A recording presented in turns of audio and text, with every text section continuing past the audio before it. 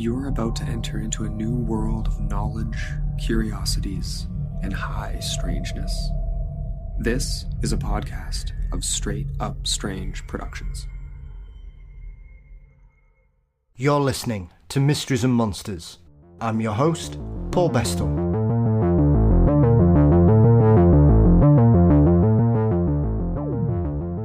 We delve into the world of Sasquatch today, as I am delighted to welcome the one and only Dr. Jeff Meldrum to the show.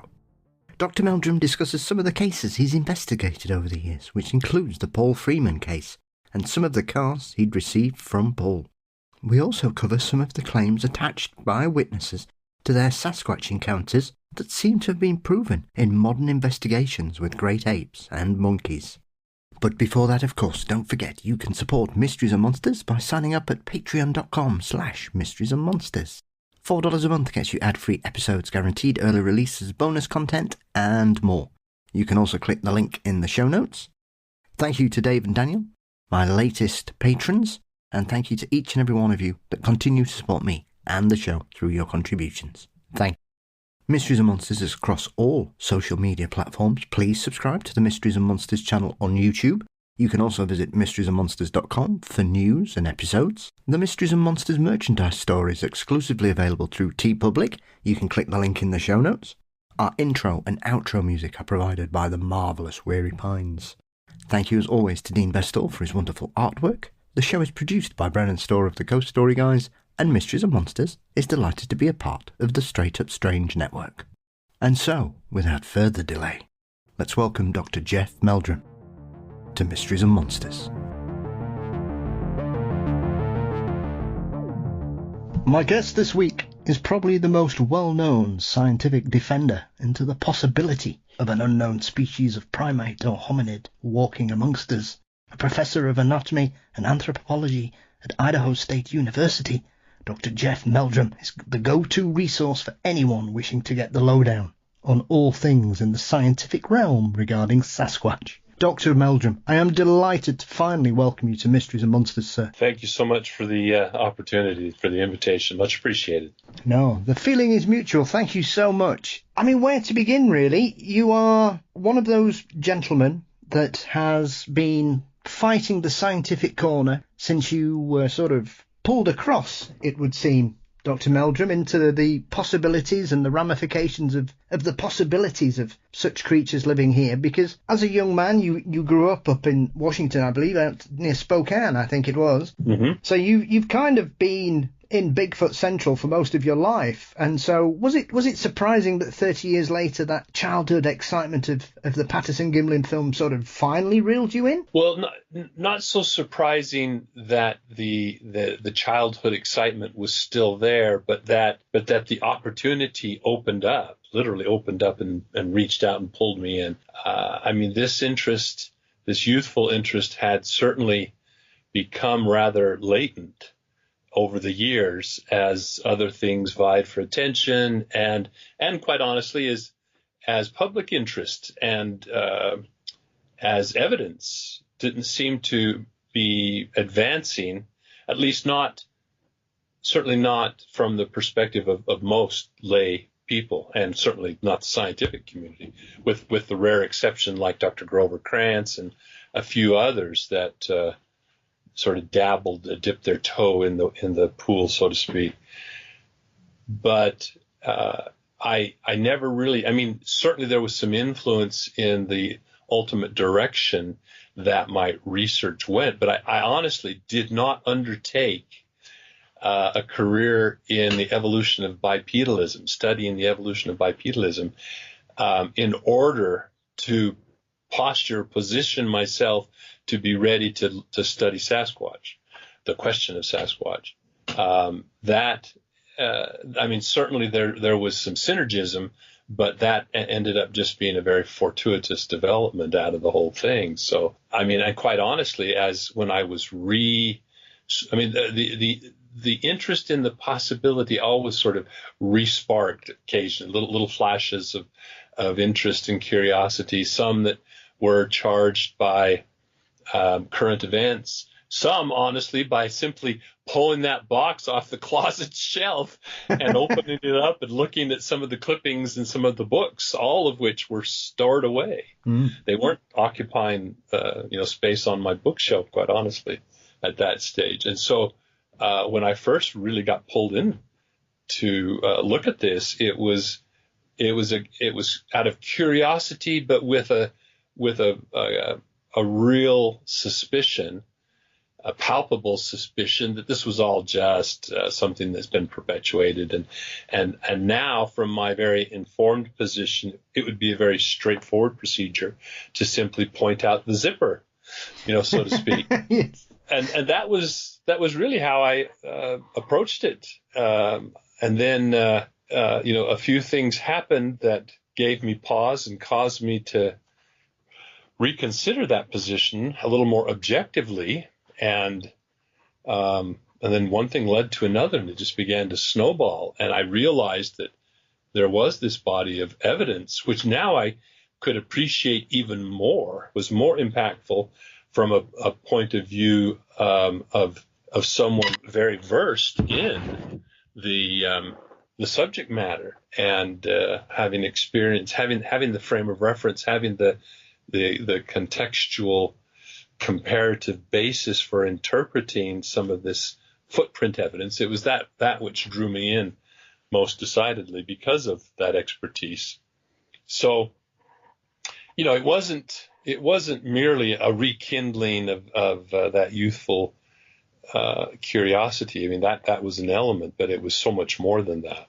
I think as well, it's quite clear, because obviously because of your scientific background and your experience and what you've specialised in over the years, you were a prime candidate, as you say there, to be able to dismiss anything that had come across. And I would suspect that, was it something that you were challenged or shocked by when you realised that with all your experience and the work that you'd done prior to that in your scientific discipline, that you couldn't see the zipper and you couldn't think, well, that's a man in a suit? Right. And I don't often tell this part of the story. Usually we kind of begin with because of the role the footprints have played in my career in this arena.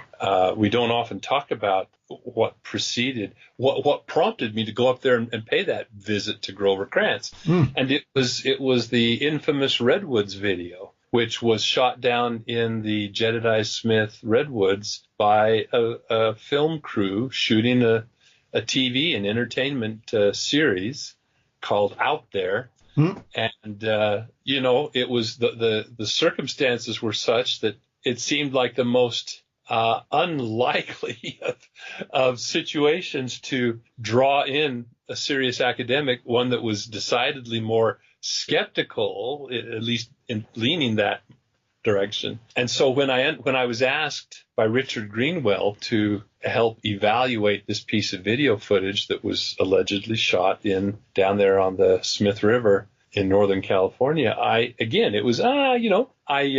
it brought back, there was a certain nostalgia, but I thought, this will be a great exercise now to apply my understanding of my experience in comparative primate anatomy and locomotion and biomechanics and so forth, and just, like we've said, point out the proverbial zipper. And in spite of the fact that it was a very low quality piece of video footage, there was enough to go on to really pique my curiosity, and I was, quite taken aback.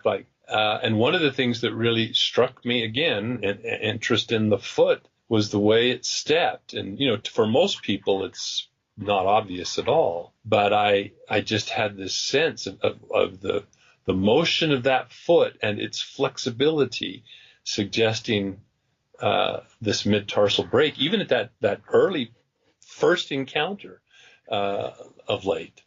And that, drew me in to look more seriously at everything else.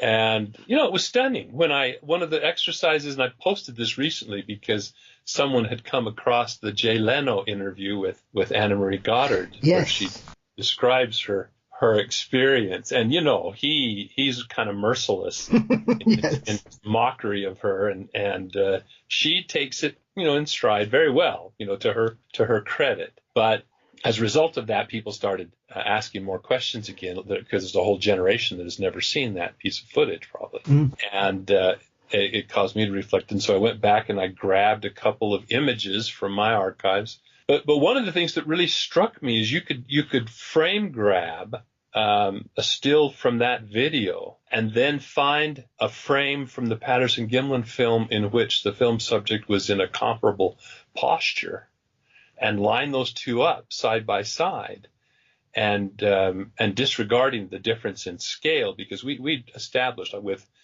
a good deal of confidence that whatever was in that Redwoods video, it was well over 7 feet and closer to 8. So there was probably a half a foot, 6 inches to 12 inches difference in size. But yet the outlines, the shape and the proportion, the head profile and the shoulders and just the thickness of the torso and the limbs was so remarkably similar. You could not look at those two things and at least acknowledge that if one or the other or both were hoaxed, they had clearly received inspiration. And obviously, given the time difference, it would have had to been if the Redwoods video was hoaxed, it was imitating the Patterson-Gimlin film in overall appearance, and yet not taking advantage. I mean, instead of using the best available film stock under bright daylight conditions at fairly close proximity, it was dark and rainy and low light conditions, and using a handheld, off the shelf video camera with very high noise to information to data ratio to this. And so, but you're absolutely right. I mean, I entered into that exercise thinking, this will be just a fun distraction, a simple kind of, a project or experiment to test my ability to point out all the inconsistencies and all the anatomical shortcomings of a cheap costume. Yes. And instead, there were, questions about the foot. There were questions about the genitalia. There were questions about the overall size and shape and circumstance. So it was interesting, at least. I suppose from that point on, you kind of really began to build a reputation, Dr. Meldrum, of getting sort of your hands dirty and getting out there, because as far as I'm aware, the next kind of character in this whole crazy world of Sasquatch research from North America is obviously you became acquainted with the Paul Freeman cases and some of the castings that he had. And I know Paul seems to have gone through a bit of a sort of a re-evaluation over the last 5 or 6 years. I know his son's been very vocal and supportive in regards to representing his father's work, because having seen some of Paul's interviews from the sort of early to mid 90s and ongoing, he seemed to be a deeply passionate man who clearly had some kind of life-changing experience to him. But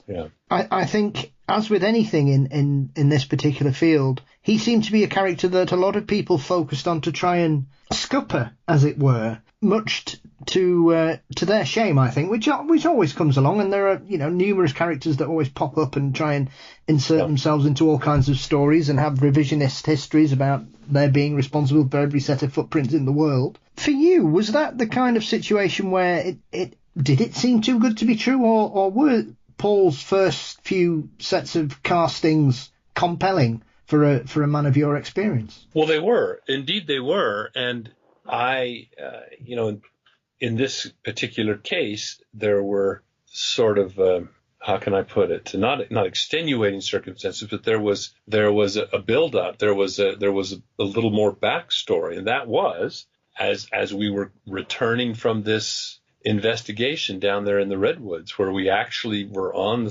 scene and doing the measurements and calculations and reliving this on the air flight home. Richard Greenwell reaches in his briefcase and he hands me Vance Orchard's Bigfoot of the Blues, of the Blue Mountains. And it was Vance Orchard was a columnist in that region, had a outdoor column that frequently returned to the subject of Sasquatch and followed many of the exploits of Paul Freeman. I mean, people think, Paul did spend an inordinate amount of time, and Michael has made that quite clear, that his dad was borderline obsessive on this subject. Yes. And every spare minute, and even minutes probably that weren't spared, he was driving on those roads and looking for sign and so forth. And yet, for all that, when you look at the footprints, many of them, there will be multiple prints that he's cast from a single site. So when you space them out along a timeline over a 10-year period, I mean, there were some gaps of 2 or 3 years sometimes when nothing happened, nothing was found. And so that's, if you're a hoaxer, that's pretty poor showing of your abilities to, yeah. I mean, unless you're going to such lengths that you're trying to use some reverse psychology, I guess. But so I had some buildup. I had a contextual framework from which to consider Paul's evidence, and also recognize that he wasn't operating in a vacuum. There were other people in that region involved, either directly or indirectly, and who I also got to know and became very acquainted with. And but it was Paul who took me out and showed me this long line of tracks, which he actually was sort of unimpressed with. He was just, it was the first set of tracks he had found that season in the spring of '96, but he was going, I won't even bother casting these because they're not perfect. I've got so many casts, which we had just been spending time removing from the boxes, laying out and examining in his basement study. And as I've said, for me, what he considered imperfections were actually signs of animation. They were signs of the spontaneity, of the credibility, actually, of this remarkable line of tracks. And so I had that. That served as the springboard. I mean, I was so compelled by what I was observing that then, and not that I wasn't already extremely impressed. I mean, I had spent the whole afternoon up in Dr. Krantz's lab on this little trip that my brother and I, on a lark more than anything, had taken, and discussing the footprint evidence, most of which in Krantz's collection right there, or at least a significant majority, came from the blues, from Wes Summerlin and Paul Freeman and Bill Lowry and Kevin Lindley and so forth, these people that were active down there. So there was that, and there was the study of this book in preparation for writing a review of it, and now to have, and then looking at the original material in Paul's home for several hours before he volunteered that, well, hey, you know a lot about footprints. How'd you like to see some fresh tracks? And so that was what led to us going up into the foothills and examining the tracks that he had just found that morning, as coincidental as that seemed. And in fact, I was, found it a bit incredulous that the coincidence of it. And yet, what have we got to lose? So there we went. Anyway, so I guess came at the topic from a point of view that had been bolstered and already corroborated by multiple testimonies and evidences and so forth. And I found it just rather mystifying. Well, no, I didn't really. I found it curious. There was no mystery to the motivations at all. Curious at the certainty, the certitude with which some of the skeptics railed against him and denied the credibility of his evidence. I mean, Rene Dehinden, for example, was very vocal, but there's no mystery. The Freeman footage and his footprint casts vied for attention. They distracted from Rene's singular interest in this, or financial interest, which was the Patterson-Gimlin film and the associated footprints. And others, it was a little less obvious. Bob Titmus was very, very critical of Paul, and I don't know where exactly that stemmed, because he never provided real substantiation for those objections.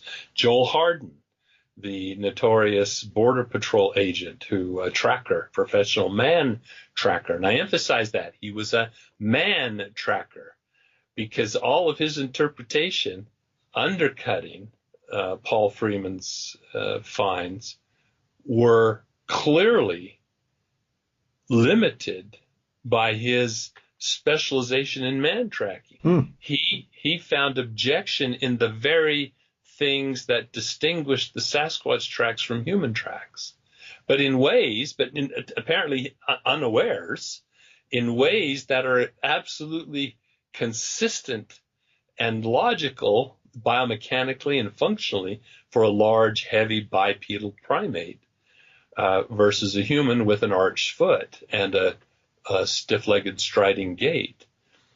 So I found it, almost amusing, if it weren't so distracting. Again, I guess that's a good word to keep repeating, because it distracts away from, or detracts. It wasn't really a direct assault, but a distraction. It pulls attention away from, or misdirects attention away from the evidence. I guess I wrote a response to his report, and I can't remember now off the top of my head where that was published, but I have long intended to write a review of the chapter in his book in which he repeats and perpetuates some of the misconceptions and condemnation of Paul and Paul's evidence. It's curious, because on the one hand, or on the other hand, that's the one hand. On the other hand, you have more PhDs involved with the analysis of evidence coming out of the Blue Mountains of southeastern Washington and northeastern Oregon. Myself, Grover Krantz, Dr. Henner Fehrenbach, Leroy Fish. There were, Leroy didn't have a PhD, but he was a professional wildlife biologist. There were so many people that drew attention. It was the first area where dermatoglyphics were documented, or at least described and documented.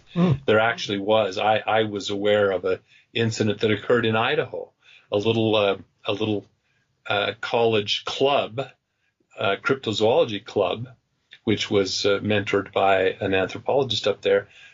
Were going out and investigating reports, and one footprint find, the prints had been cast with an epoxy resin, and the conditions of the substrate plus the casting technique was good enough that it picked up dermatoglyphics that were noted by these college student investigators, but nothing ever came of it. I made mention of it in a footnote, I think, in my book, or in a paragraph in my book, as a footnote to the discussion of the dermatoglyphics, just for completeness, because it was interesting how it independently, in a totally different region, had been noted by some scholars who were observant and were aware of the significance of dermatoglyphics as a defining characteristic of the order primates, at least the type of dermatoglyphics that we see. There are skin ridges on some other arboreal marsupials, for example. So again, to reprise, but to summarize for your question, I think that you're right, that the criticisms of Paul are undeserved. While acknowledging, and this is an important one, the mindset of a scientist who has gone through rigorous education and training in ways of thinking, ways of questioning, ways of investigating, documenting, and so forth, are different than your typical person. And whereas the means is just as important as the ends in the scientific endeavor to the non-scientist, that may not always be the case. And so, did he ever embellish, or did he ever, gild the lily a little bit? Or, something as simple as one of the criticisms of the dramatoglyphics was, and this is a clear case, I think, of an innocent tainting of the data. And that is, Chilcutt noted that there were multiple core fingerprint patterns evident in some of the toes of one of the casts bearing dramatoglyphics. Therefore, he said Paul was faking it. He was using his fingers to create a footprint. Well, I've seen so many cases of amateurs seeing a footprint, whether of a wolf or a bear or potentially Sasquatch, who just can't resist putting their hands right in the footprint or touching the toe pad, the toe imprints or if someone's getting ready to pour a cast, pulling out sticks and leaves and so forth, Yeah. I always tell people, sure, if it's clear that it has blown in after the fact, then sure, you can very gingerly remove that material and clear the field a little bit. But if it was part of the contact surface, if it's at all impressed into this, don't pull it out. It's part of the footprint. And in so doing, you're going to disturb your contact surface. Well, some can't resist. They pull a root from a toe and the side of the toe collapses. So what do? They pack it back in place with their finger. And if the conditions of the substrate are appropriate, they'll leave a fingerprint right there, which then may transfer to the footprint cast. And I think that's what happened in this case. So other than those types of things, I don't think Paul ever set out. I have examples, by way of illustration here in the collection where, for example, the really interesting set of 3 footprints from the little trackway that actually there's film footage of. Yes. I had been under the false impression that it was directly associated with the video of the creature going, from right to left across the screen, and it's not. They're disassociated by a number of days at least. But nevertheless, we have video of him finding that trackway, and then the subsequent casts. One of them broke right across the midfoot. It just, it was probably too green when we tried to pull it out. Well, it's interesting because he has tried to, in a very poor fashion, actually, but he's tried to repair that by plastering it back together and then backing it with some more plaster. My attitude would be, if I were hoaxing and it was easy for me to, with using my fingers and my hand to crank out one, why would you bother trying to repair a broken cast like that? Why not just chuck it in the waste bin and dustbin and make another one? Yeah. So I think that's kind of interesting. Whether that we can play psychology and second guess all around the mulberry bush, but I think his the criticisms of him and the evidence that has come out, and that's another thing that just came to mind. He's not the only one finding evidence. Yeah. There have been others working in those areas that have had experiences that have found evidence. I suppose for me, Dr. Meldrum, I certainly wouldn't ever say I'm au fait with cutting edge science and anything in regards to animal biology and the physiology of such things. But when it comes to the faking of casts, or as we've recently had once again, and this is one of the strange things about the world of Sasquatch, is I remember this recent report about black bear sightings being correlated with Sasquatch sightings, and therefore every single person that claims to have seen a Sasquatch has actually seen a black bear because they're all idiots. Right. Which for me just strikes me as really bad science, because essentially what they've done in that report is they've stripped away all the supporting evidence that goes with the sighting and simply compared it to where black bears are. And therefore, if you want to do that, then that's fine. But you can't tell me all those 500 sightings or whatever the number was.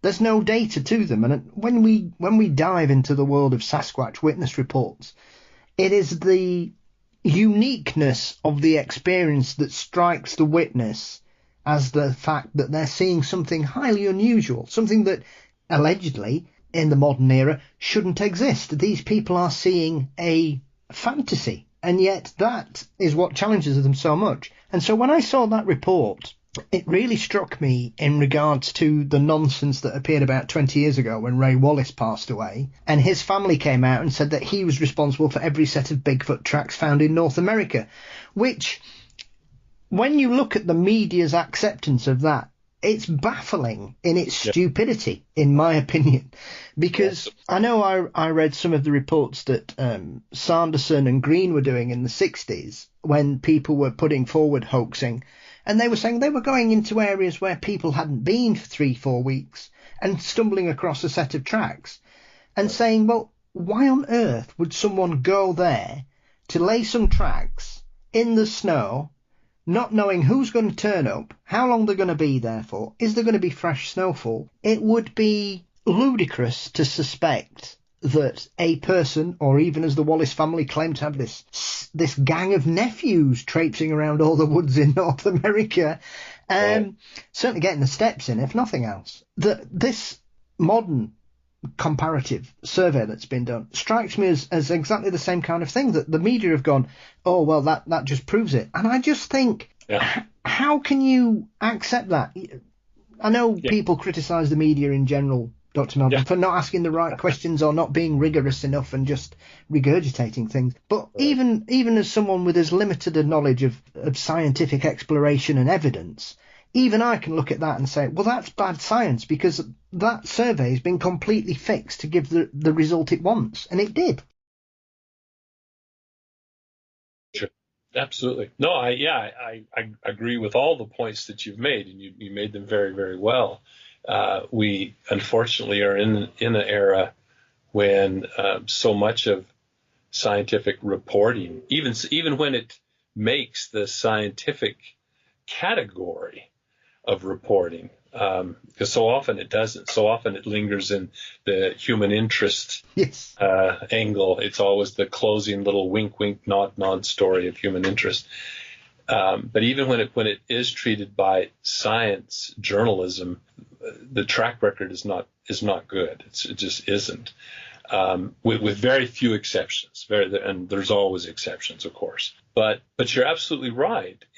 When it comes to eyewitness testimony, there are just so many variables. That's why I find the early reports, the pre-internet reports, to be very interesting and intriguing, because there were so many. I mean, if you were a Bigfoot enthusiast, the only way you could get information is if you stumbled upon some group that had a newsletter, or the very few publications that were in the library, often away from the books about animals, down in the esoteric knowledge book, the very low numbers in the Dewey Decimal System, and, which is an interesting commentary in and of itself. When you talked about the footprints being out in remote areas, and often the timing of which is so serendipitous that it could go either way so easily.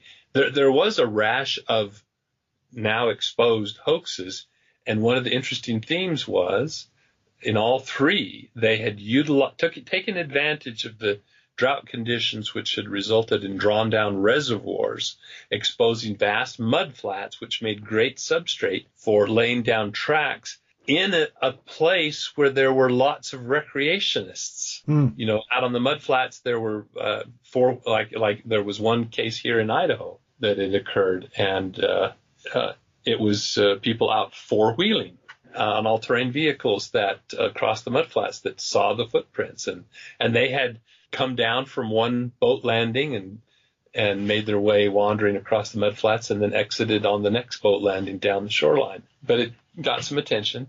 So those are good examples where the hoaxer wants the gratification that comes with the discovery and fanfare surrounding the hoaxing.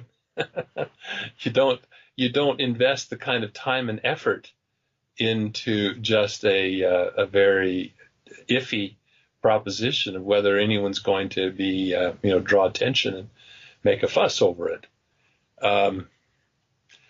So yeah, it's hard. And so this article, which echoes one that of several years earlier, a much more qualified set of individuals, I think, But nevertheless, it's clearly a case of correlation with no effort to justify causation, and actually not even making the case for causation, but allowing the press to do it for you.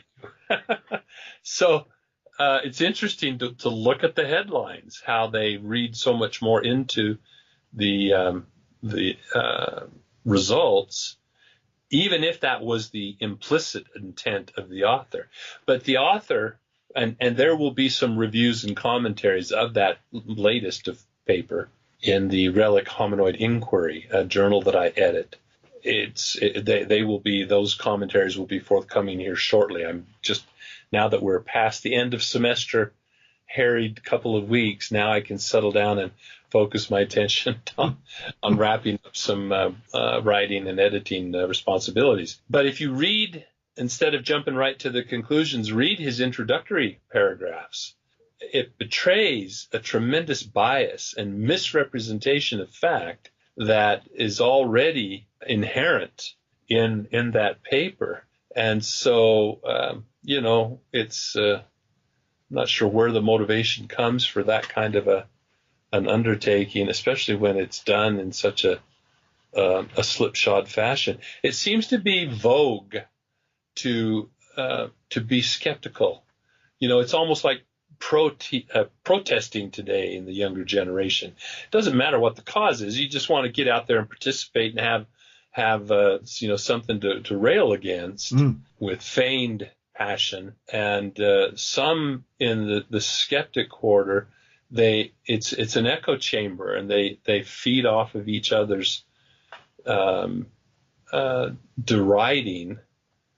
Now there are, every time you say something, I always try to qualify it. I always try to see both sides of it. There are people whose objectivity and critical thinking is sincere and is well founded. But when that becomes your hobby horse, when all you pound is that one key, whether you have past laurels to ride upon or not, when that becomes your singular focus, then you're doing a disservice.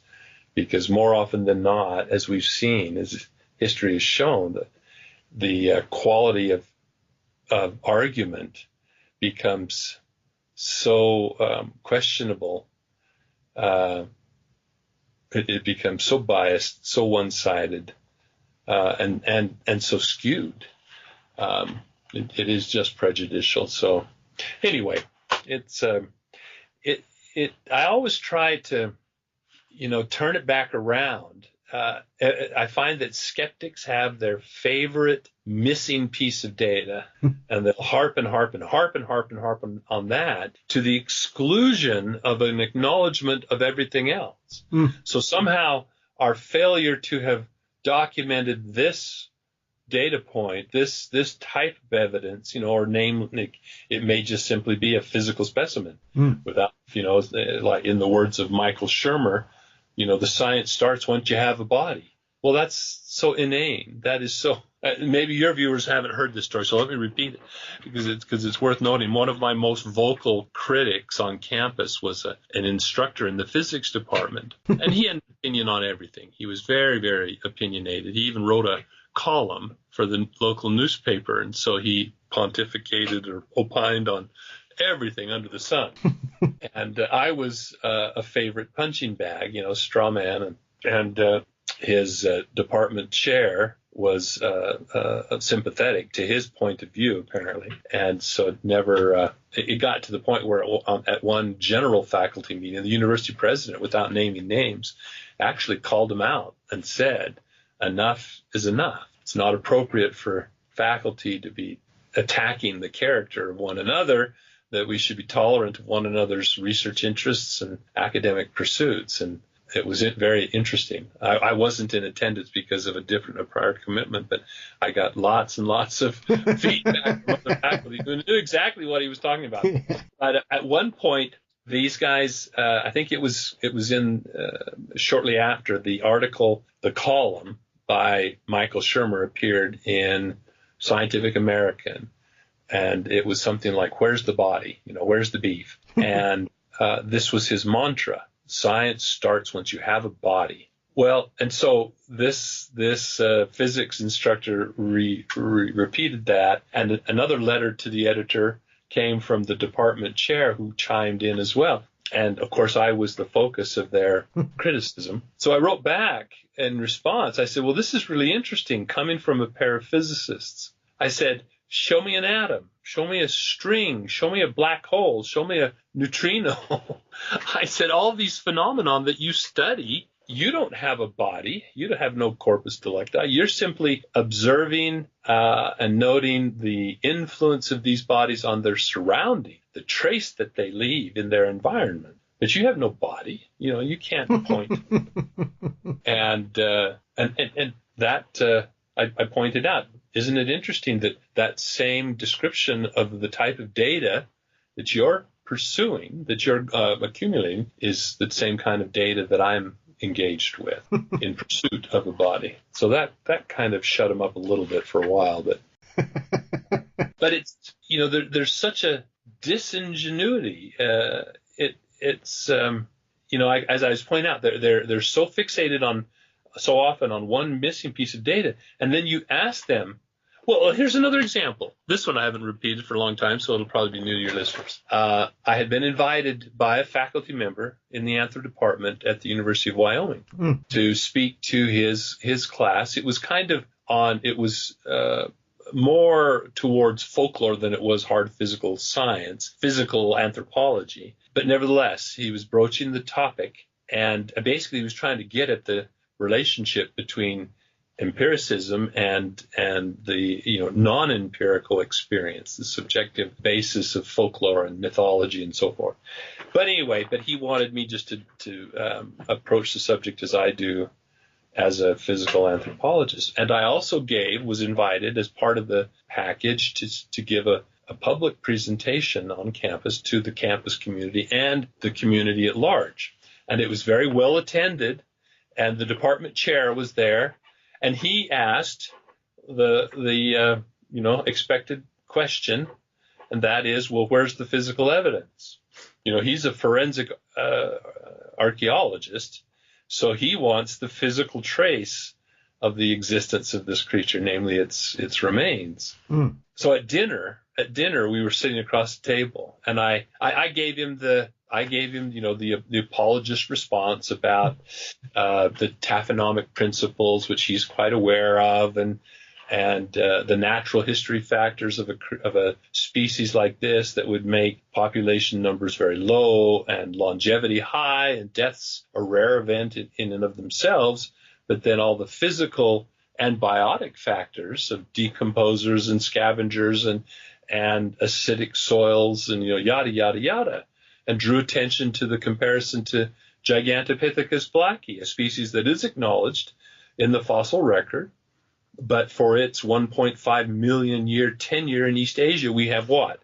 It's now up to 4 jaws. Then it was only 2, but 2 more have been added, and a few thousand isolated teeth, all from karst cave, from limestone caves, where the preservation, and those only because of the taphonomic bias imposed by the action of bone concentrators like porcupines, dragging the bones into the caves. So at dinner, I asked him, I said, well, so what, did you find that answer at all satisfying? And he very bluntly said, no, not at all. And then he went on, he was kind of talking about his background and, that biologics cannot exist without leaving a physical trace kind of attitude. And I said, well, and then I pointed out this observation that those of a more skeptical mind tend to focus on one thing, but ignore all the other evidence. And his response was, what other evidence? and I got blunt then, and I says, well, you were attending my presentation. You were oblivious to all the other evidence. I said, let's take the footprints. His response was, oh, I'm not an expert in footprints. So I fired back, well, I am. Don't you think I deserve the same deference I would give you if the subject of conversation were forensic archaeology? Well, that he changed his tune a little bit, and he was a little more open-minded. But it's so funny. Yeah. I mean, just that simple acknowledgement that, hey, there are other people who are absolutely as smart as you, if not smarter, and they have, would they be doing this? Would I be doing this? Would I open myself up unnecessarily to all this criticism, all this, this attention, which some people say, any attention is good attention. That's not exactly true, a truism per se, but if I weren't motivated by a sincere conviction about the legitimacy, about the credibility of the evidence that indicates such a creature very probably exists. And it's funny. It's been an interesting, it's a whole different side. It's not, well, it is. I was going to say it's not central, and it isn't central to the question at hand, but it has such influence. This the frame of mind, the attitude, the prevailing notions, the paradigms can so influence the way in which people perceive the evidence. And that's what Kuhn pointed out, a paradigm shift, that these specialists are looking at evidence, the very same evidence, but looking at it now in a different way. One of the only illustrations in his book is that picture of the rabbit and seagull, where if you look at it one direction, it's a seagull. If you perceive it another direction, it's a rabbit with long ears pressed together. And he points out that this is a great metaphor, because you can look at that same image, but it can mean two different things. And your perception can change when it's pointed out to you that there's an alternative way to view this. And we've seen that, with the advantage of years now accumulated and 2020 hindsight, you can see the evolution of the perception of the question of Sasquatch and other relic hominoids against the backdrop of prevailing notions of conventional wisdom, of paradigms, prevailing paradigms. And back in the 60s and 70s, when Ivan Sanderson presented his book, published his book, fantastic book, 1962, the prevailing paradigm was the single species hypothesis. That's what was coalescing, was the notion that the hominin niche was so exclusive, so particular, there could be only one species in it. So human evolution was seen as this single file march of species supplanting species over time. And so, since we occupy that niche today, there is no room on this planet today and for the past 300,000 years. There is no room on this planet for other bipedal hominin or hominoid species. And so when he suggests there's not one, but multiple across the globe, there's no hook to put, or hooks to put those entities on. And so they have to be fabulous. They have to be mythical and folkloric. And that was the reception he got. It fell, kerplop, did a faceplant. Now we see evolution not as the single file march, but as this radiating, ever more complex through time, bushy tree, and wax and wane in complexity through extinction and so forth. But there are multiple ways to be a hominin. There are multiple parallel side branches.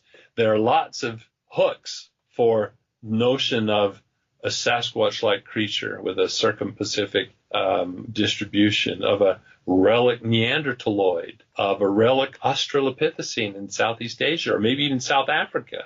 This recent book that was published by Patterson is fascinating story from an area that few people had any familiarity with, and yet the traditions of this diminutive hair-covered critter was bipedal critter is well entrenched there, and so on and so on.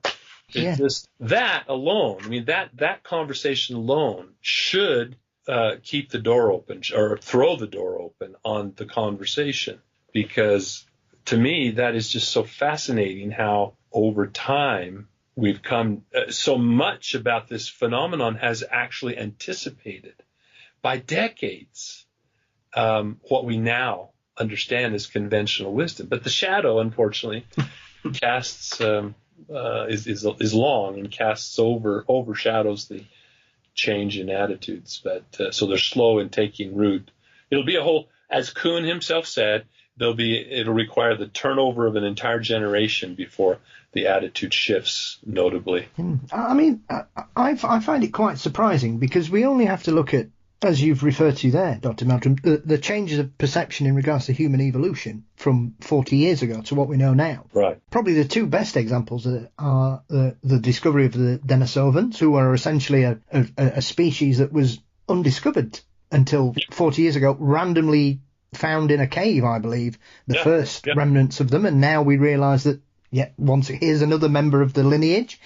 And then you only have to look at the whole Homo floresiensis situation, which kind of deals with things on numerous levels, because you have cultures all around the world that had stories of small hairy creatures, from Scandinavia to the Philippines to South America to some of the Native American tribes and First Nations people, obviously in North America as well, Dr. Meldrum. These are stories all over the place, and they were always dismissed as folklore, and yet 20 years ago, we find an island and a cave full of tiny bones that shows that there was a real population of this. And yet, once again, as you were saying there, the theory used to be, I always like to compare it with vegetables. So people used to consider our evolution as like a stick of celery, and it was straight up. And you might get a leafy bit at the top, which is probably when we all started mating together about 50,000 years ago, from when people started looking at this. Now it's more like a big head of broccoli. You've got branches all over the place and intertwining and intermingling, and we now know that Neanderthals weren't exterminated. We mated with them, and we've cross-pollinated and absorbed each other and essentially become to that, because obviously we now know that some people have Neanderthal DNA. We know that there are certain personality traits and physical characteristics that are obviously genetic mutations from down this lineage that still reoccur, which is why you can sometimes get some people who have a history of no red hair in their family, apart from their sort of great-great-grandfather, and then all of a sudden they have a child and it's got red hair. Obviously in the old days people would go, really? Is that, it's the kind of, has the milkman been more than delivering his bottles, Dr. Meldrum? And so when you have these incredible earth-shattering discoveries, it shocks me still that it seems to take so long for it to come into the public conscious these days, because it's quite clear that there's so much going on in our past. And I once had a conversation with Micah Hanks about this, and I said, do you think it's because when we look at the history and evolution of primates and hominids, it gets nowhere near the attention as, say, in comparison, dinosaurs and reptiles and birds and their evolution? Because most people, when we talk about Sasquatch, will talk about Gigantopithecus, but they know next to nothing about the other large hominids that were all over the place. And therefore, then you would suggest, well, why, once again, as we were talking about small, hairy creatures being seen all around the world, you have cultures all over the world that have large, hairy creatures. So they can't all be pinching each other's stories, because most of these people would have never met. Right. Well, and that has kind of served as the seed for the notion that this whole thing is just a manifestation of the human psyche, that the wild man is an archetype of our longing for that continued connection with the wilderness, our alter ego, the Enkidu Gilgamesh sort of story. They were fast friends, but in some ways, and I don't know if anyone's ever interpreted it like this, but they sort of epitomize the alter egos of the uncivilized versus the civilized man. Anyway, and so that makes it, you have to at least acknowledge the possibility that some of these things are folkloric, that they are stories that have been elaborated, embellished. I mean, when you look at fables and fairy tales and even Native American stories, often things of the natural world are imbued with spiritual qualities or with even supernatural characteristics. It doesn't negate the reality of the basis for that story. And there are some what we think are extremely fanciful creatures. And, in some instances, those as well may have basis in reality, have been so distorted through the retelling. A colleague of mine, I had shown a slide of a medieval bestiary that had some very fanciful depictions of some animals, which we now recognize. You would be hard pressed to actually call what's depicted there a crocodile, but there it is, and it has the characteristics, a giraffe, and there's a unicorn. And I said, so some of these have been relegated to the realms of mythology. He came up to me afterward and he said, well, which ones are you talking about? I said, oh, well, like the unicorn. He said, go back and read the original description of the unicorn. It had a single horn in the middle of its nose, not on the top of its head. It wasn't shaped like a goat or a horse cross. It was bulky, had thick skin. It was a rhinoceros. It was the first encounters with rhinoceros that ended up being, at least in his opinion, ended up being the basis of the unicorn. So honestly, teasing out those is a bit of a challenge. One better suited, I guess, or there are those better suited to do that than I am. There's no question that the things that seem to be empirically based also have representation in more fanciful traditions. We would expect that to be the case and the rule rather than the exception. So like I said, don't feel qualified to, I was going to point out, that was it. A very good read along these lines has just been published by Gregory Forth. He published a headier, more academic book entitled Images of the Wild Man. But because it was published by an academic press and it's a little less accessible, it's also very expensive. So he published a book for a more popular audience. It's called Between Humans and Apes, as a subtitle. But it looks at this question of Homo floresiensis, which he had been studying the stories of the Ibu Gogo and Baha'i on the island of Flores as a graduate student half a decade earlier than the discovery, had made note of these stories of these diminutive, hairy, humanoid creatures, but yet also pointed out the fact that he was struck, since he was familiar with the whole panorama of folkloric entities, that this was described differently. This was talked about in the same way they talked about, the animals the hunters brought in that were butchered by the local meat cutter and whatever. And he referred to them as empirical entities. And so that actually anticipated the discovery of Homo floresiensis by years. It was really quite uncanny how that all came out. But in this book, he goes through and shows the remarkable parallels in so many aspects of the described anatomy and behaviors of these creatures that correlate with those that can be inferred from the fossil remains and archaeological remains, associated remains of Homo floresiensis. I would have thought, it had an impact, brief though it was. Even Henry Gee, the managing editor of Nature, made the comment that in response to the discovery of Homo floresiensis, that maybe it's time for cryptozoology to come in out of the cold. Maybe there's also kernels or grains of truth to the Sasquatch and Yeti stories. Something actually a biological, as I've said in which should be the subtitle, I guess, of my book. Is there a biological species behind the legend of Sasquatch? That's what it boils down to. Is it just mythology or folklore or legendary? Or is there really something that forms the basis of those legends? Well, it's quite striking that over the last sort of 10 years or so, I've seen people look at the Scandinavian legends of trolls. Yeah. Primarily probably on the back of the discovery of Homo floresiensis and beginning to look at them in a more empirical way, as you refer to there, because I think a lot of people, when you mention a troll, most people say, they live under a bridge or they can only come out at night, and if they get caught in the daylight, they'll turn to stone. And obviously the Scandinavians, you can't walk in a shop in Norway, which I've been to several times, without stumbling across a troll of some description, whether it's an animatronic one or a plastic one you can have your picture taken with. They're very proud of their trolls in Scandinavia, Dr. Meldrum.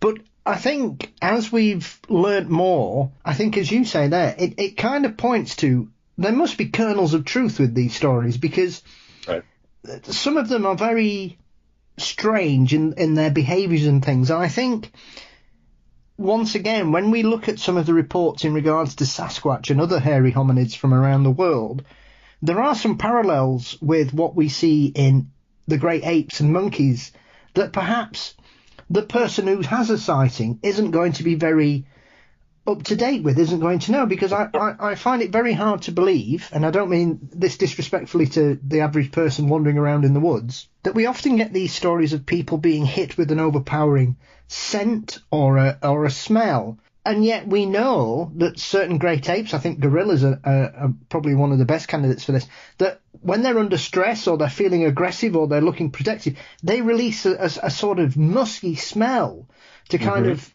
sort of give credence to the fact that they're ready. If trouble comes, they're going to be ready for you, and that smell is your warning to either come and make your stand, or you can just go away. Thank you very much. Very, very, very true. And we have the remnants of that as well. There are two kinds of sweat glands, the apocrine glands and the eccrine glands. The eccrine produce the watery sweat. So when you're at the gym or at the beach and the sweat's rolling off your brow, that's intent for evaporative cooling. The other produces a more sebaceous and oily secretion, which doesn't evaporate so easily, but is also much more scent laden and rapidly, under the action of bacteria, becomes quite odoriferous over time. And as you point out, gorillas have very few of the watery sweat producing glands, which is why they're not well adapted to endurance activities, strenuous activities, because they overheat. But they have much more developed apocrine glands across their chest, in their axilla, down in their crotch area, the perineum, and so forth. And you're right, they can produce, just as if, say, you're going in for that important interview or standing up in front of an audience, you sweat differently. Yes. You sweat in very particular places, and it has a tendency to be more odoriferous, which is why we have certain places we put deodorant on us. Those are the areas that have concentrations around our faces even, which are much more prone, under the influence of hormones, puberty hormones, to become out of balance and produce acne and so forth. There are so many things about that. Again, this notion of anticipation. There are stories of, for example, of Sasquatch abducting children and cannibalism. The retort is, well, where does that come from? There have been documented now cases, and more recently especially, well, not that recently, but start to lose track of time at this point. But in any case, of great apes, chimpanzees in particular, abducting, where they're greater. The chimps are more aggressive in that respect. But it's under conditions of drought, and this is not only eating their own or their neighbor's child of their own species, but abducting human children, human toddlers or infants. And there was quite a rash of this occurring in Uganda during a particular drought. And I got some firsthand information from an individual who was in the wildlife service over there, that they were dealing with some of the consequences of this. So suddenly the Native American stories of children being snatched by these giant cannibals are not necessarily just so stories. They could, in fact, have been spawned from a particular incident that then became central to a theme, and whether it happened on a frequent or regular basis. I mean, in Uganda, when this hit its peak and the press finally became aware of it, there were 12 instances in a 7-month period. I mean, that's not rare at all. That was an epidemic of snatching, and people were being very, very, cautioned to be very cognizant of where their children were and where these chimps were, especially when they're out in the fields. So, things like that, central to stories about Bigfoot are eating fish, but great apes don't eat fish, right?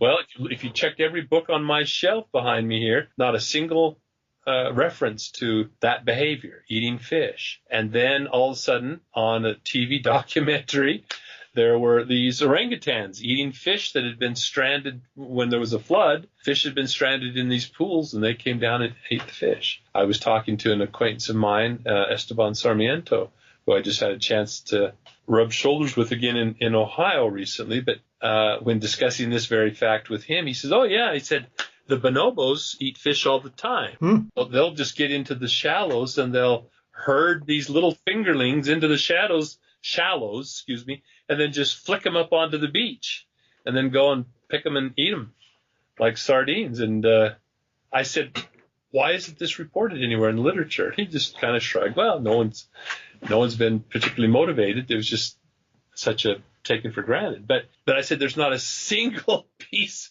not an article I could find online, not a book on my shelf where mention of fish eating is documented. And yet, so here again, Sasquatch seems to anticipate these behaviors. Dr. Bindernagel's first book, and to a lesser degree his second, but his first one in particular, that was sort of the theme of the title, North America's Great Ape. And he tried to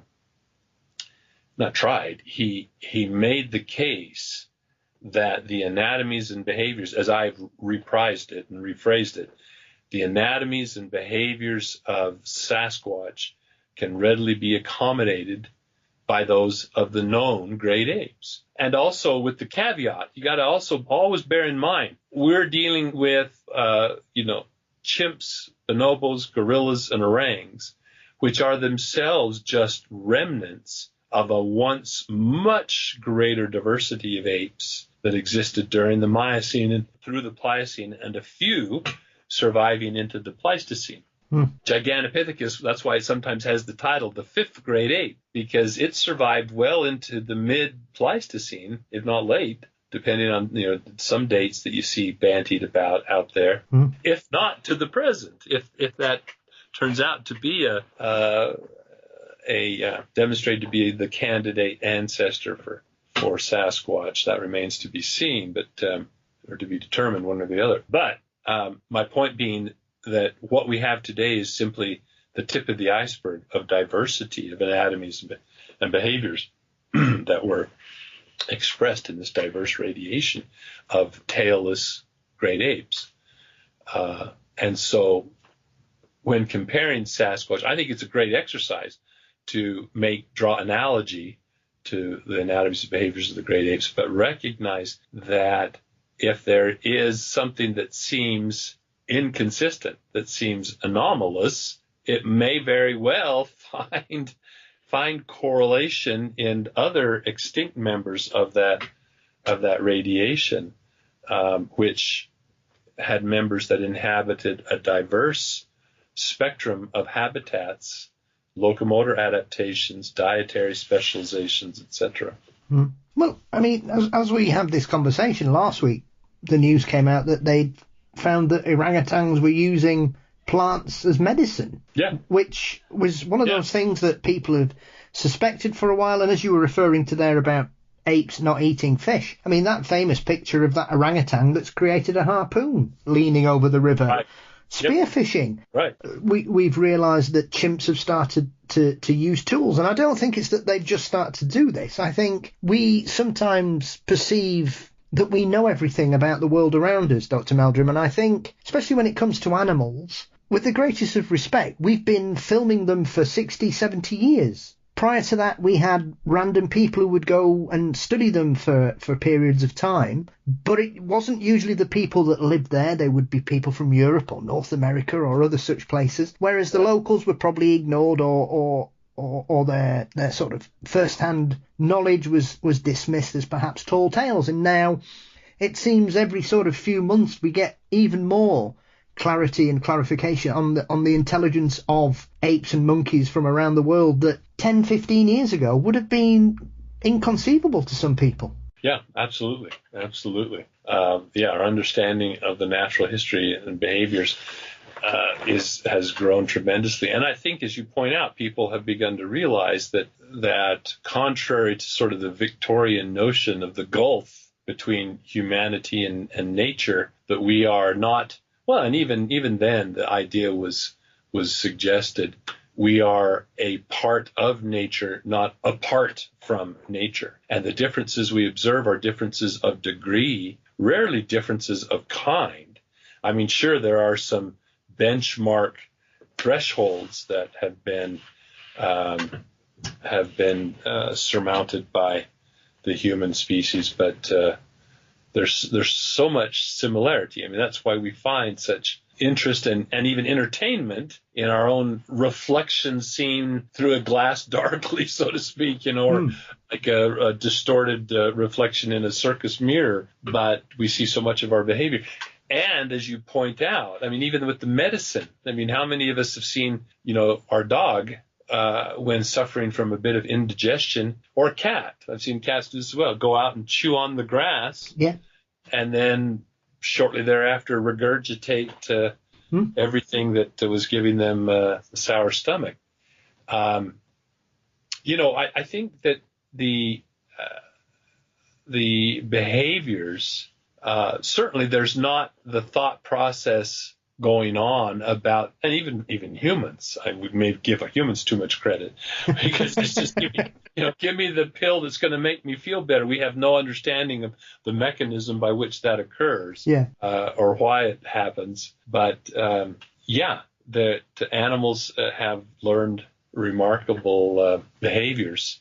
It's a survival strategy. I mean, those that have successfully innovated and passed that on, either culturally or genetically, have been successful. So there's strong selection pressure for those kinds of things over time in certain lineages, I guess, where the basic raw materials are in place. But it's fascinating. This kind of touches on too another thing which I often get a lot of flack for. People love to label either or. Either you're a and it's paranormal sometimes, or or normal, or it's more human-like or more ape-like. And without, again, recognizing that it's not an either or. There's a continuum, and there's quite a bit of space between our understanding of early hominin evolution and Homo sapiens. But I use this slide in some of my presentations where I've managed to find stills of the great apes, a couple of great apes, I have a gorilla, an orang, and Sasquatch, and a Homo sapiens, all in a patty. And I say patty, Sasquatch patty. It's a frame from the Patterson-Gimlin film. Yes. And have them all in just about the same pose. And so their limbs are in the same posture. And then we play the Sesame Street game.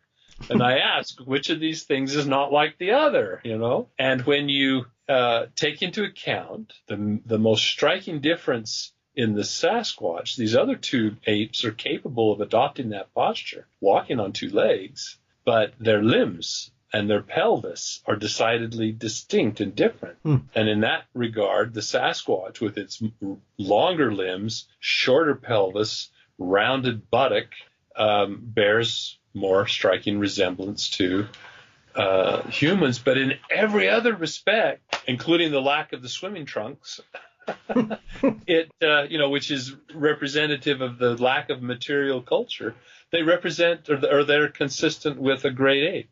And, so Bindernagel's title, North America's Great Ape, is reinforced in a remarkable way. I try to point out to people, I don't consider my humanity to reside in the position of my big toe, whether it's divergent or non-divergent. And we see a diversity in anatomies of big toes amongst the living great apes, and certainly distinction in the early bipedal hominins, which were essentially bipedal apes with brains barely 10% bigger than a chimpanzee, if even that. I mean, Homo floresiensis, I always great at that designation of Homo because it is so political. It's so baseless. The argument for tool use and fire control is a tenuous one at best. But this creature has a brain that's actually smaller than a chimpanzee's because they're smaller in overall body size, actually. But it's a relic Australopithecine, almost certainly. It has nothing to do with Homo erectus or any Homo. But that's the point I was trying to make there is the false dichotomy. And that when people say, that was it. When people say, they're not just apes. Well, that just is a very pejorative adjective there.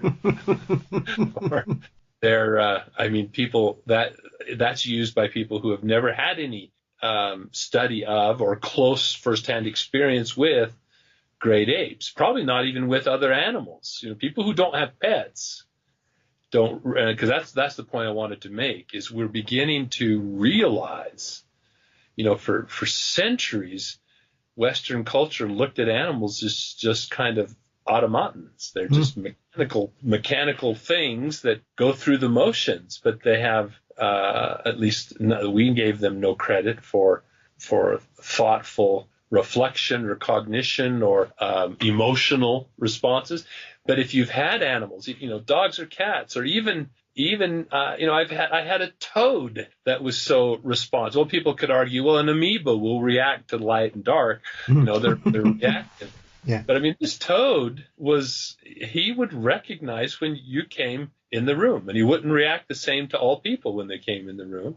So, to have an animal of that grade, an amphibian, have such a personality is really shows how we have underestimated the capability and the potential. So that elevates. I mean, when you talk about Sasquatch that has the brain at least as big as that of a chimp or gorilla relative to body mass, that should elevate the esteem with which you hold such a species, without having to go to any artificial lengths to equate their behaviors to indications of humanness. Stick to the facts, ma'am.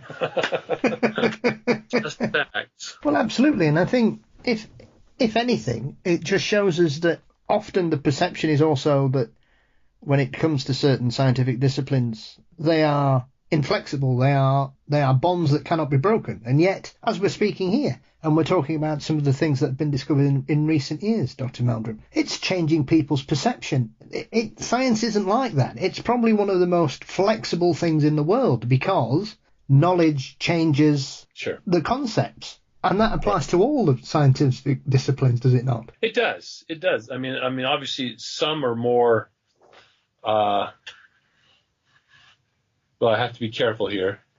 There often is this distinction between hard and soft sciences disciplines, but even when it comes to things like physics, was just watching a little blurb about relativity and the whole area of quantum physics, which unfortunately has been misapplied, I think, to this topic in some ways. But the point being is that even what we consider to be hard science, we are just kind of scratching the surface still. And you would think history would teach us. That's the thing. and I try to catch myself if I become or perceive that I am becoming sort of set in my ways or in my thinking patterns. If we reflect back on history, how tentative so much of what we took for granted really was and continues to be. And yet I guess it's sort of a self-preservation reflex that we try to reassure ourselves that we have have confidence in our current reality, I guess. And that certainly can influence the way we perceive. I mean, I don't mean to presume to be a psychologist, but just from my own personal experience, we come to accept our notion of things. And, that's one of the biggest challenges for a scientist, is to be detached from your own hypothesis. And you're supposed to be trying to falsify the hypothesis, not primarily looking for substantiation. I mean, in practice, we emphasize the things that bolster our notions, our interpretations, whether that gives us comfort or whether that gives us is an ego boost. There's many different elements involved, I'm sure, with each individual. So there's not one size fits all, but it does. It really stymies me sometimes to see the resistance, the still persistent resistance to the notion that such a creature exists. And the justification takes the form so often of just inane argument or total ignorance. And by that I mean, I can mean it in both ways. The more polite way, that's just a lack of understanding, a lack of knowledge, but also an attitude of neglect, of disregard for a subject matter, because it doesn't, when I'm told it can't exist, therefore it doesn't exist. And even then the added admonition, and therefore it doesn't matter what evidence you think you have. That came from a colleague, a fellow anthropologist, in response to a paper that had been written. And I just, was stymied by that attitude. It can't. But see, and this kind of coming back full circle in a way on this one point, at least, for the longest time, that just stymied me. It blew me away. Where does that come from? How can anybody, any intelligent, thoughtful person, labor under such a debilitating ignorance? Well, then when, again, I emphasize this to my students all the time, you always have to consider a subject against the backdrop of history. Everything is relative to the prevailing notions of the time. Whether you're going to see the rabbit or the duck or the bird, whatever. And at that time, we talked about the single species hypothesis. So when they say it can't exist, where did that come from? Yeah. Not that, such a creature couldn't be right under our nose. It actually probably has its roots in a much more profound way, and to their credit, in a way, namely the single species hypothesis. There can be only one hominin niche, one occupant of that niche. Therefore, these other things you're suggesting can't exist. According to our paradigm, there can be only one, and we are it, one bipedal hominin. And so that's where it comes. So they can't exist, therefore they don't. There's no theoretical context. So I'm not going to be troubled by the suggestion that there are. And, therefore, all your evidence, so when these scientists in 1967, still laboring under the single species hypothesis notion, look at this creature walk across the silver screen, as impactful as that must have been, the reaction would have been very akin to this. Well, it can't exist. So this must be a hoax. Yeah. So how do we rationalize our conclusion that it's a hoax? Because they're not going to understand that it can't exist. So it has hair on its breasts. It walks like a man instead of a female, male instead of a female. It looks like a hybrid. From the waist up, it looks like an ape. From the waist down, it looks like a human. That can't exist in nature. And all these really silly objections were raised, which should have been red flags at the time, but it was easy. It's just like you said, how the media is so quick to jump on a a silly explanation like the Wallaces being responsible for all these footprints.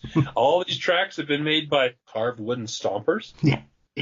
That the Wallace clan has tromped around in. It's a simple explanation to dismiss a very complicated, but in today's world of sound bites, 2-minute sound bites, you can't. That's my biggest handicap is I don't know what a short answer is. I mean, I do, but it's not an answer.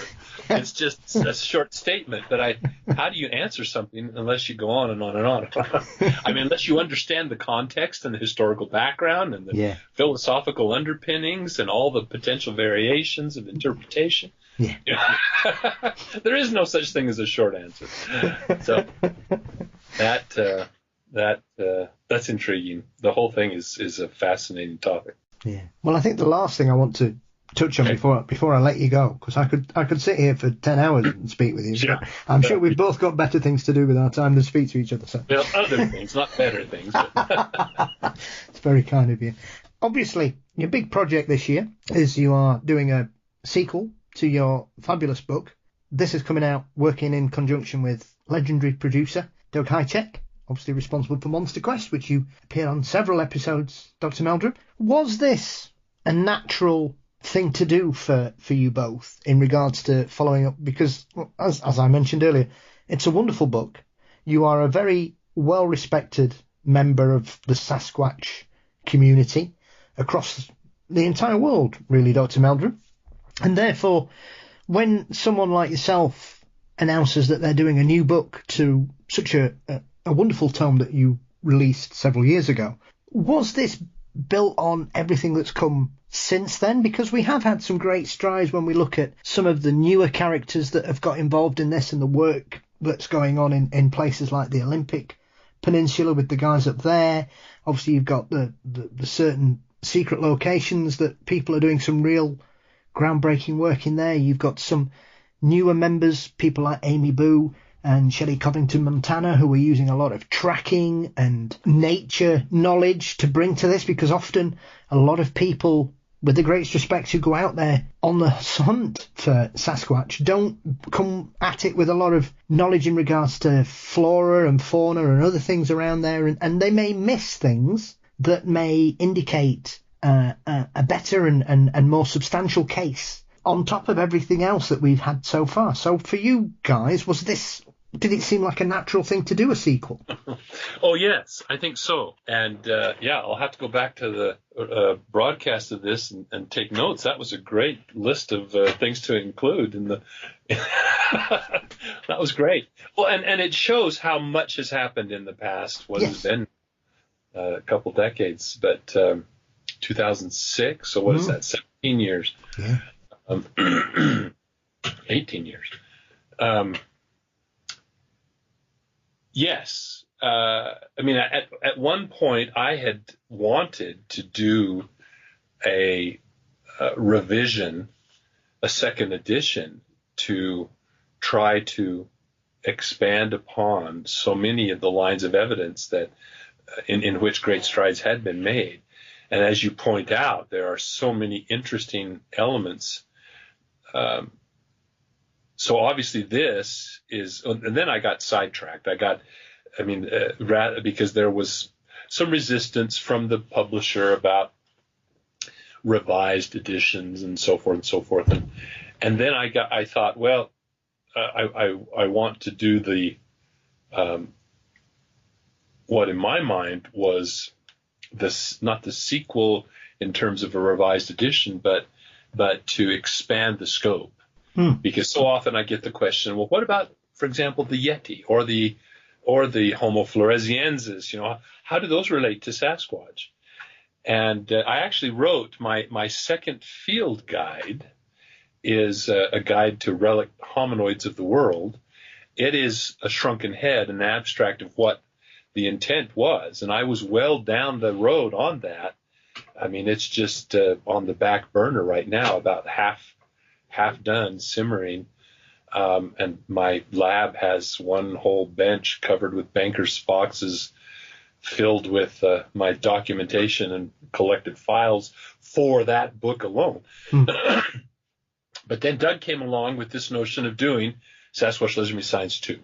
And as you point out, it's a natural outgrowth of one.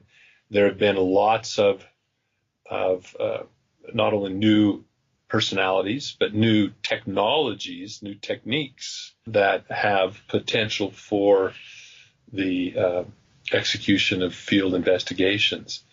And so, while it won't be just a revised edition of my first book, it will be a new book, but it will, I think, in many ways will have a similar organization.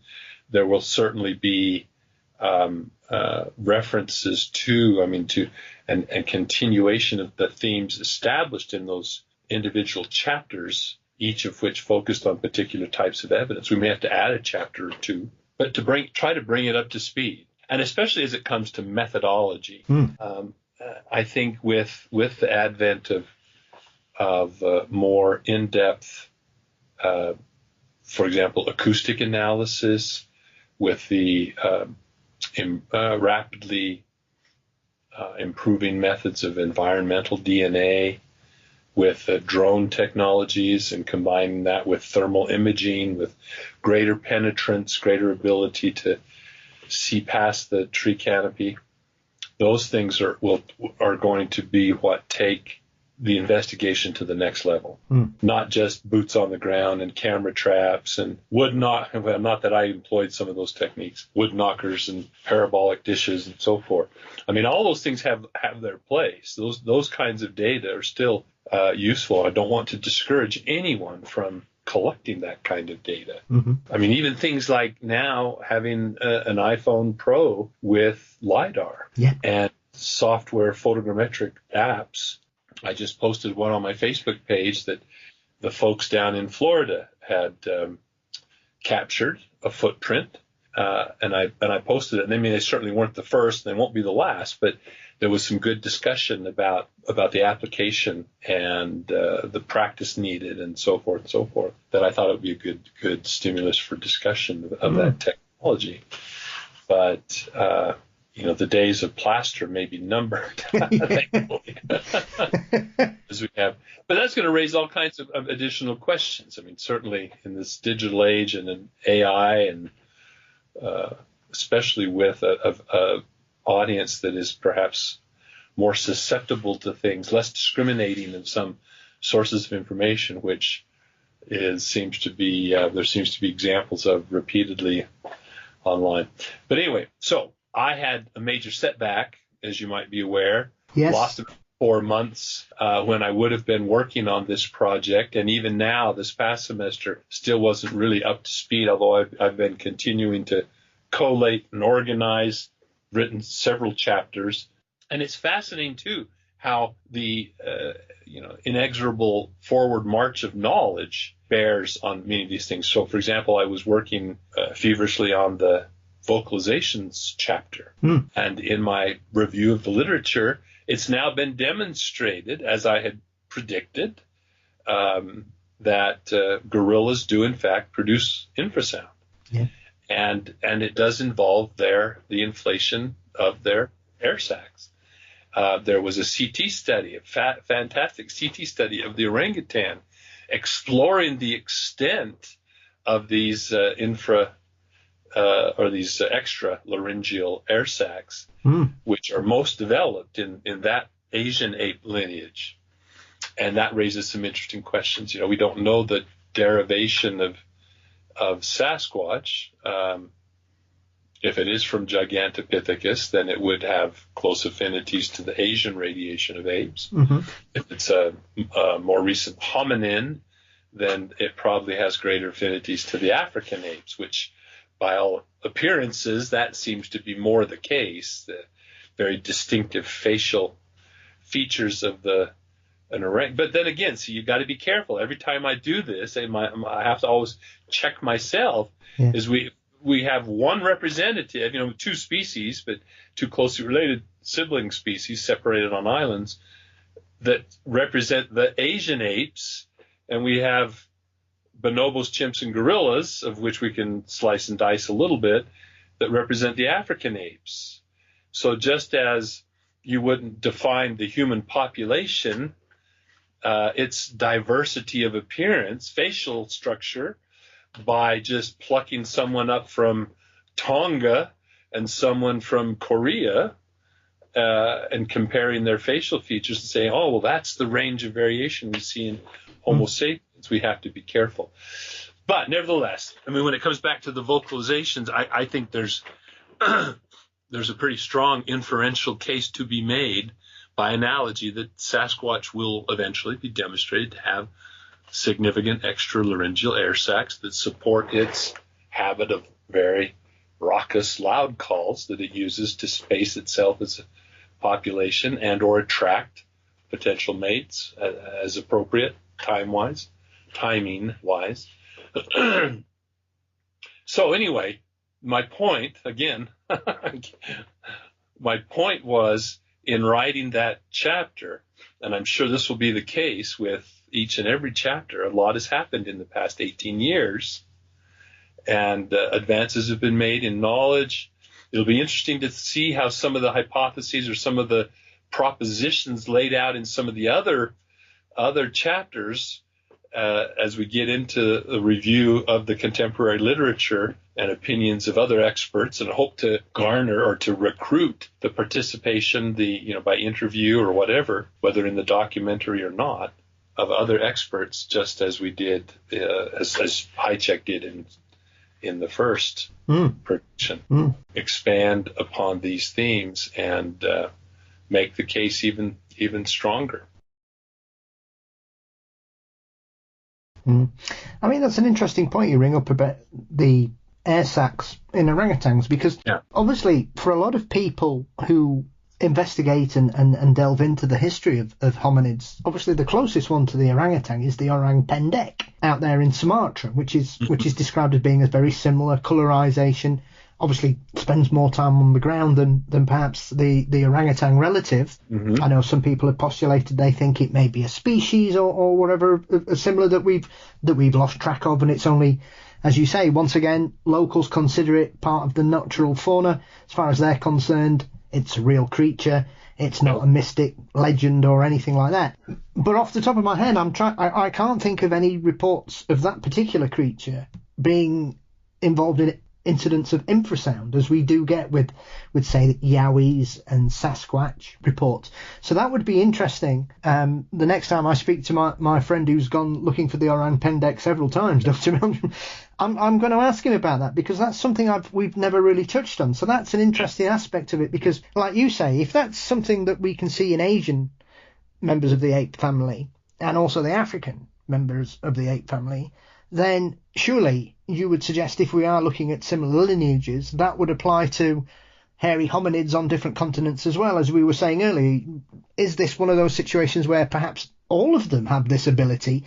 The Yeti, the Yeren, the Almasti, the Yowie. And because we in the West don't have access to as much information about these particular creatures and the investigations into them based on where they are geographically, right, are we missing a trick across the world because we don't have that body of evidence to support some of the reports we've got in westernized cultures such as North America and Australia? That's possible. I mean, it's obviously always hard to, if you're, well, and not if, as it's difficult in light of the fact that we are limited by the ability of observers to note details of what they're observing, especially if they're unschooled in what the possibilities even are. But here, let me throw a little twist back at you, because the premise is based on an assumption that may not be well founded. You made the connection. I mean, there in what we have right now, much more development in the orangutan of these extralaryngeal air sacs, present, seen to a lesser degree in gorillas, and much less developed in chimps. In humans, only occasionally showing up as an atavistic trait, just small outpouchings from the larynx. Now, if the orang pendek is a relic Australopithecine, then it has its closest allies amongst the chimpanzees. Ah, of course, yeah.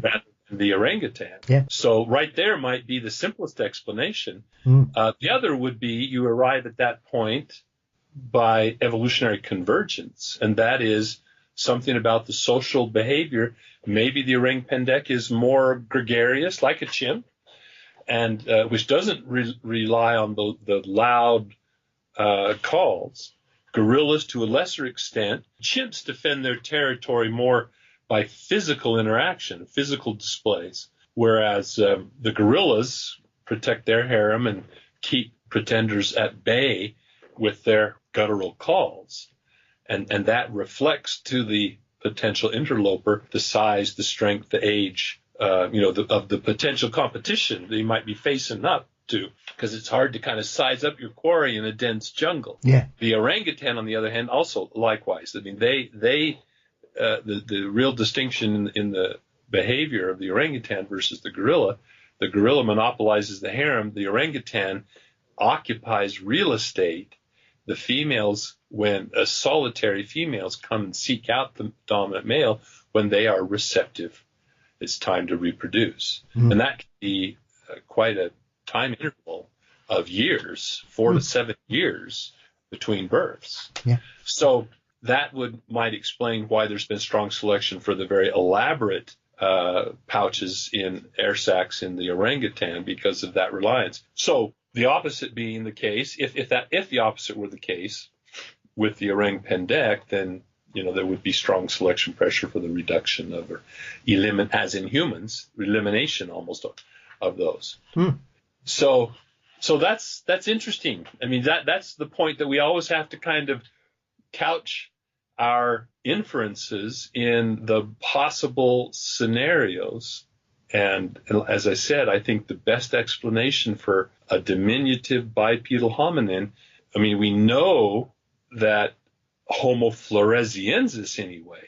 If Homo floresiensis and orang pendek are indeed equivalent, and that's the argument that Gregory IV is making, we know that Homo floresiensis, based on anatomy and geometric morphometric studies of the skull, bears its closest affinities to the Australopithecines. So at least right now, it's assumed that Australopithecines are most closely related to the African apes.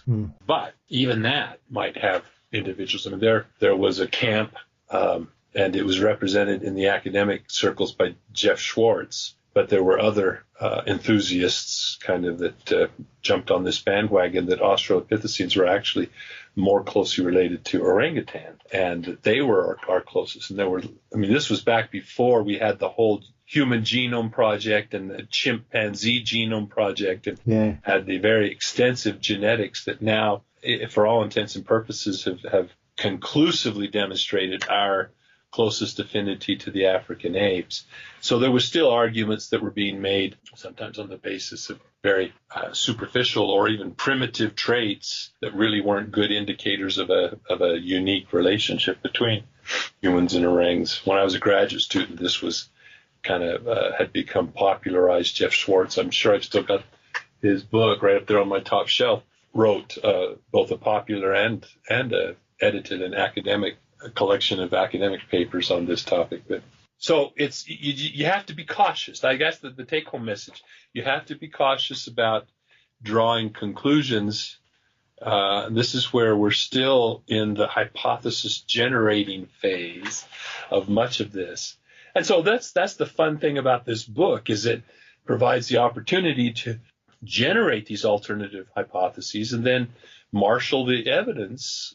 Let those be your influence, and at least lending some order to your consideration of the evidence, and see whether they support or refute one or the other of the hypotheses. So we'll see how it comes out. Excellent. So is that due for release later this year, sir? Oh, no. That's the unfortunate thing. So he's in the process of filming. I haven't had a good status meeting with him. I mean, it's certainly not my project. We have brainstormed extensively when we were making kind of an exhaustive list of some of the changes, some of the innovations and new thoughts and new lines of evidence in the past couple of decades. So I helped contribute with those conversations. but he has told me that he's been shooting. I've been privy to a couple of the interviews that he's had. So I don't know if he's realistically shooting for an end of this year release of the documentary. The book's going to be next summer, probably. If I can get the main bulk of it written this summer, then just the editing and the figures. I'm big on figures. There's almost 150 figures. He wants to load it up like Michael Freeman did. Yes. QR codes. Ah. And I'm all for that to an extent, but as an appendix rather than because what happens when the server's gone? I don't want it to become obsolete if the server you look at those as extra, but I don't want them to. I want the figures as well as QR codes. But it does provide a real interesting way to augment the experience with having all these different, audio files and images and movie clips and things that can be that can augment the content. So by the time we get all of that, I think it'll be an early summer of 2025. So it probably won't be in lockstep with the release of the documentary. So something to look forward to. Excellent. Well, I just want to say thank you so much for spending some time speaking with me. It's been a real pleasure and an honour. So thank you for fitting me in. I already know your schedule as you re-emerge, as you say, back in and dealing with the health and taking it as steady as a man who works as hard as you do can. And so where can everybody get a hold of your previous work and follow you online and keep up to date with everything that's going on, sir? Sure. Well, I not super versed in the digital age, so I basically rely on my Facebook page as sort of a bulletin board of announcements as well as interesting tidbits. So my Facebook page, which is under my full name, Don Jeffrey Meldrum, but I'd also point people to, I made mention of it briefly at one point, the journal that I edit, which is the Relic Hominoid Inquiry. It's an online refereed scholarly journal. We're in our 13th year, so we've gotten quite an accumulation of research. I mean, being very specialized, it's fairly narrow, but we have quite an accumulation of research articles, in-depth book reviews. So if you're wondering, the more scholarly titles, not the plethora of self-published, vanity pieces that are out there, but in-depth book reviews that really go into the meat of the book, not just how many figures, how many pages, how many typos, and so forth. Historical items, translations of foreign papers, like some of the works of Mary Jean Kaufman, for example, on the Almasti, that were never available to Anglophones really before, and so on. That is the Relict with a T, Relict, which is the appropriate usage in biological sciences, Hominoid Inquiry, RHI. If you just Google that, it will come up. Otherwise, it's www.isu, Idaho State University, .edu/RHI. Very easy to enter. So, and those are very accessible. We're just kind of getting going. With an emphasis in citizen science. So there will actually, whereas all the contributions you'll see are by academicians with credentials or professionals of appropriate specialty, we're also including, field reports and essays and analyses by non-academicians. They're expected to meet a certain standard, and they'll receive lots of help in editing their efforts by the editorial board and myself. But we want to not only provide a credible venue for that type of work, but also encourage individuals to raise their bar of their own investigations and recognize that sharing data is critical, reporting data. Otherwise, it's just a personal story. Someone kicks around online. But if you have had peer review and evaluation and so forth, and it makes a meaningful contribution to the body collective of knowledge, then we're all for that. Fabulous. Well, I'll put links to both in the show notes for everybody. And I just want to say thank you once again for spending some time out of your hectic schedule to speak with me. And I hope it's not the last time we speak, Dr. Meldrum. Thank you again. Likewise. My pleasure. Thank you.